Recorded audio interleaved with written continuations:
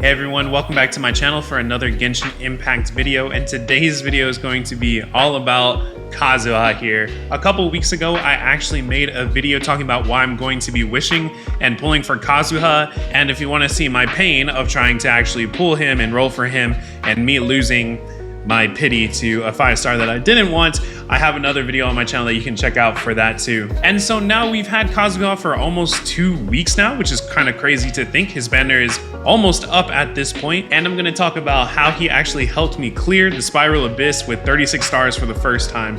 And if you don't know what Spiral Abyss is, if you're a newer player, kind of like me, I've only been playing for about 3.5, coming on 4 months now. I know there's a lot of people in my community who have just recently started picking up Genshin. Spiral Abyss is kind of like the end game content, kind of the hardest content currently in the game. For the longest time, I've only been getting 35 stars or 34 stars, so I was finally able to complete this specific one with 36 stars, actually because of Kazuha. So I'm gonna go ahead and talk about the build that I use, as well as the team comp and how I built around him. To clear the first half side of the current Abyss, I actually used 4 different support characters, all in tandem together and doing basically quick swaps. And I pretty much used each character to battery another character, and I picked artifact sets that boosted each other up. So for Kazuha himself, I have him currently on level 84 out of 90. If you didn't know, you actually want to level Kazuha as high as you can pretty much immediately, because Swirl actually increases with 1, your elemental mastery, and that's why a lot of people recommend building him for elemental mastery,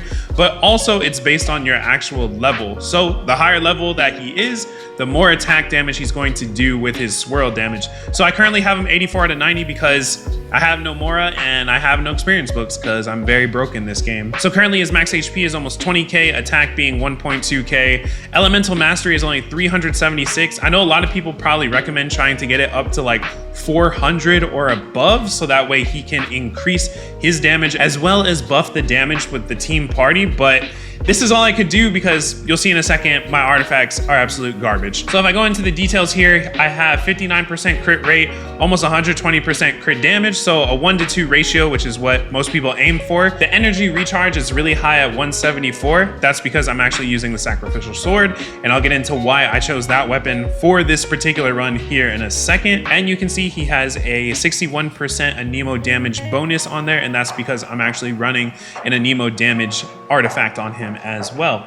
And so, like I said, for his weapon, I have the Sacrificial Sword. It's Refinement 5. I've gotten extremely lucky with this weapon. It tends to show up all the time for me. So this is obviously going to help my energy recharge and gaining my Qs back. And with the Refinement 5, it says after damaging an opponent with an elemental skill, which is his E, the skill has a 80% chance to end its own cooldown and can only occur once every 16 seconds.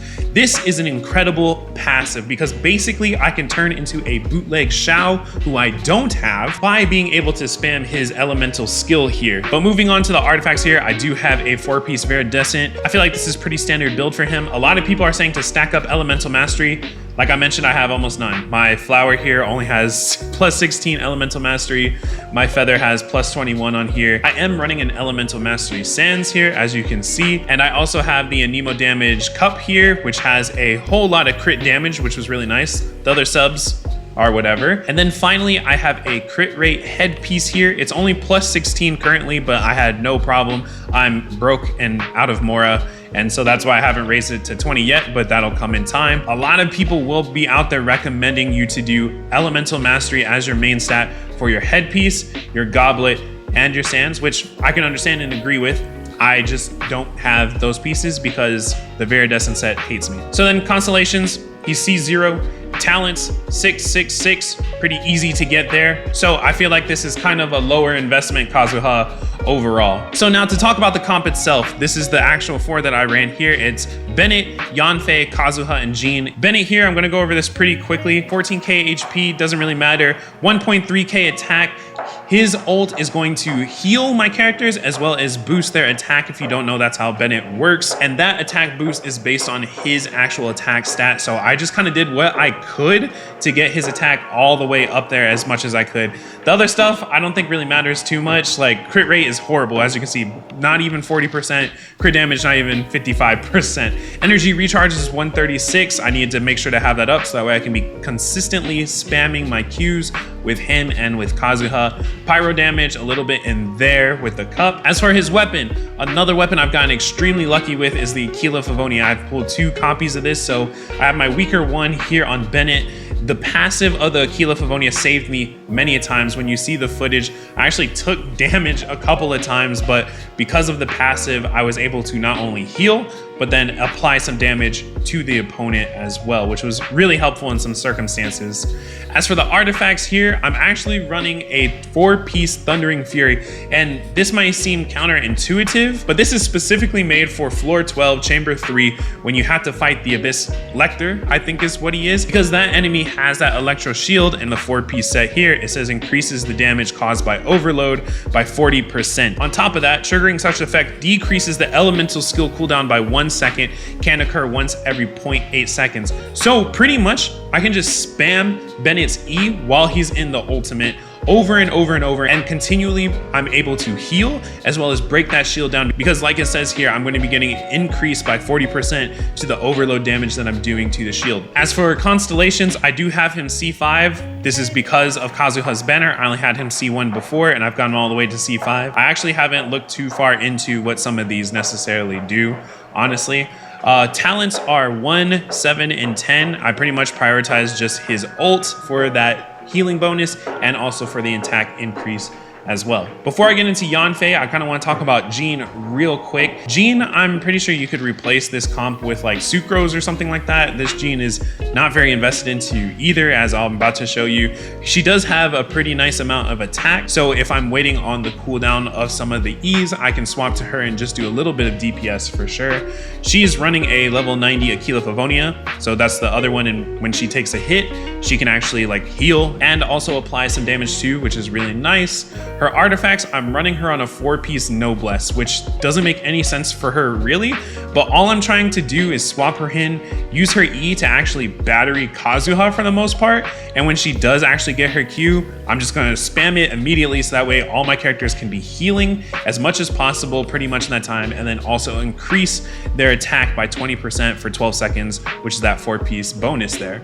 The constellations, C0, talents, 6, 6, and 6, pretty attainable and easy to do there. Now the last character that I want to throw in here is actually Yanfei, and talk about her. The main reason she's in here is for her elemental resonance. So if you don't really know about this, up here in the top right, you can click elemental resonance and you can see what the different resonances do. So because I'm running 2 pyro in my party, I'm affected by cryo for 40% less time, which doesn't matter at all for this, but increases my attack by 25%. So that's going to be across the board. I'm going to get that bonus already. And then also I'm running those 2 in Nemo, so decreases stamina consumption by 15%. That's not too necessary really, but increases the movement speed by 10%, but it also shortens the skill cooldown by 5%. And this becomes extremely helpful along with Bennett trying to break a shield, because this is going to shorten his skill cooldown by a ton too. But going back into Yanfei here, as you can see, level 60, pretty much no investment here at all. The only reason she's really here is for that resonance.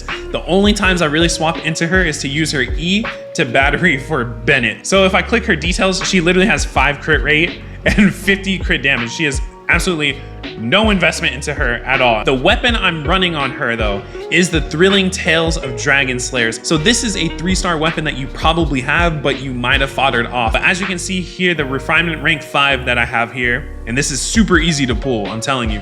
When switching characters, the new character taking the field has their attack increased by 48% for 10 seconds. This effect can only occur once every 20 seconds. So for 10 seconds, when I go to her and all I do is put her in so that way she can use her skill, and I swap to either Kazuha to do his skill next, he's going to get a 48% attack increase, or I'm swapping over to Bennett so that way her elemental charges and her particles are used as a battery for Bennett, and then also his E that I'm just pretty much doing and his ult are going to get that 48% attack increase, which is just extremely helpful. As you can see here, I'm running absolutely no artifacts. She's literally only here for the elemental resonance and to buff with Thrilling Tales. Constellation 6 is nice though. I have this because I pulled a lot on the Zhongli banner, so I got really lucky and I do have this C6. And something that actually stood out to me when I was studying the footage that I recorded of my Abyss run is that I had a shield at one point and I noticed it was a pyro shield. I didn't actually know this because I don't really use Yanfei at all, as you can see by her investment,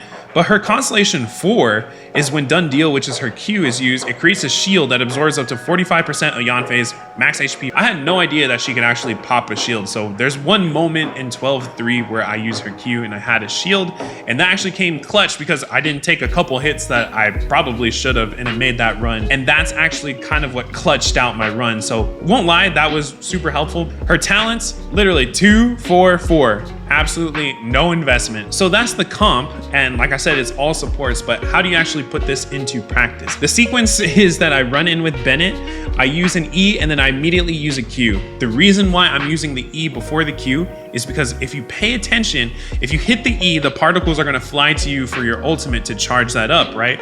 But there's actually a little bit of time in between hitting E and when it actually starts filling up your ultimate. So basically, if you hit E and then immediately press Q, those particles are going to already start filling up your ultimate back again. So basically, I run in with Bennett, do the E, then the Q, and then I'm immediately swapping to Kazuha and putting down his Q. That's going to create a whirlwind, and if I'm in that Bennett circle, it's going to make it automatically pyro.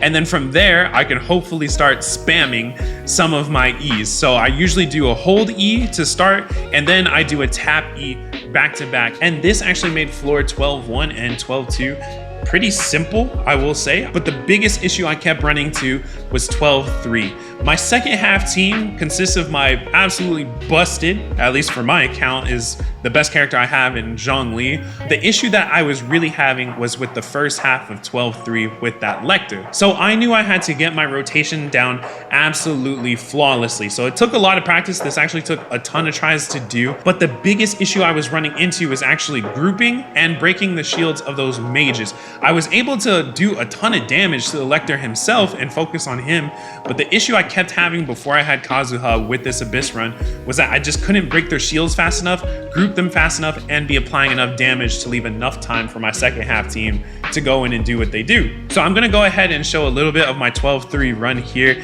and basically what you can see is I run in with Bennett, I do the E, then I do a Q, and I'm immediately at Kazuha doing the Q. And once his Q is up, I'm doing 2 hold E's back to back. And now one of those mages is pretty much done for and grouped up, and now I just have to make sure I do my usual swap outs, and then I'm just making sure I'm using Jean as a battery for Kazuha, and I'm making sure Yanfei is a battery for Bennett. And from there, I'm just trying to apply as much DPS as possible.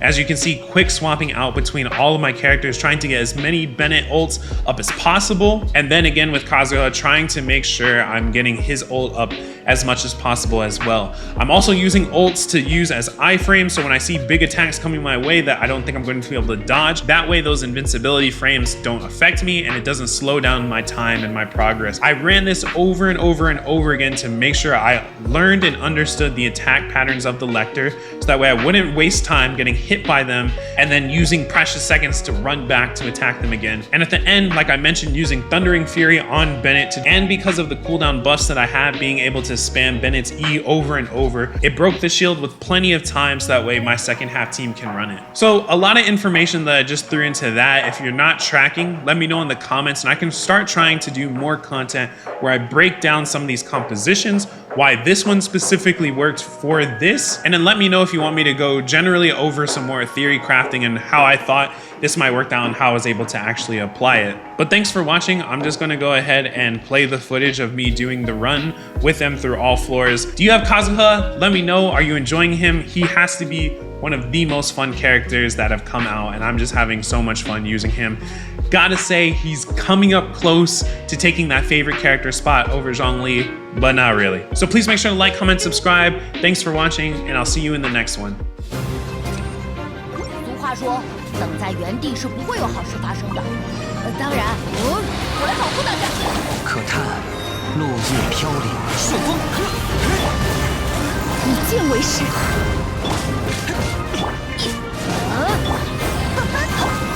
该出发了，御风而行。风入鱼行。烧起来吧，一决胜负。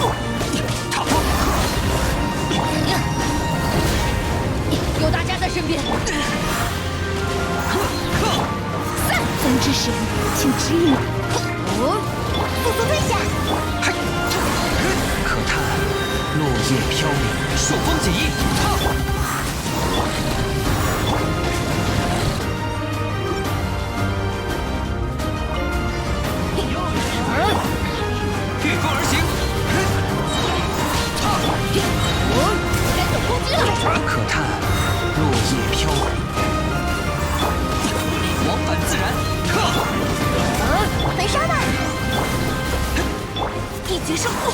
神，请指引我。冒险，冒险！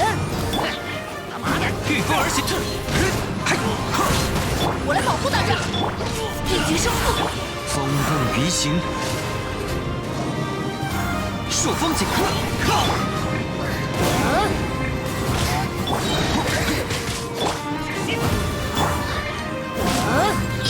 该走攻击了。御风而行，一决胜负。风，回应我吧。速速退下！踏风，有大家在身边。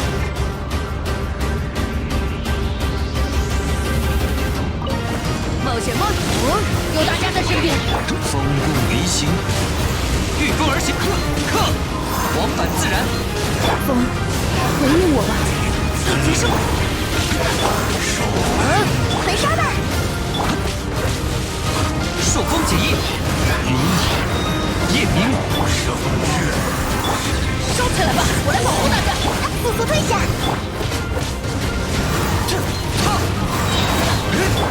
一决胜风之神，请指引。可叹落叶，食言之法。收起来吧，该走攻击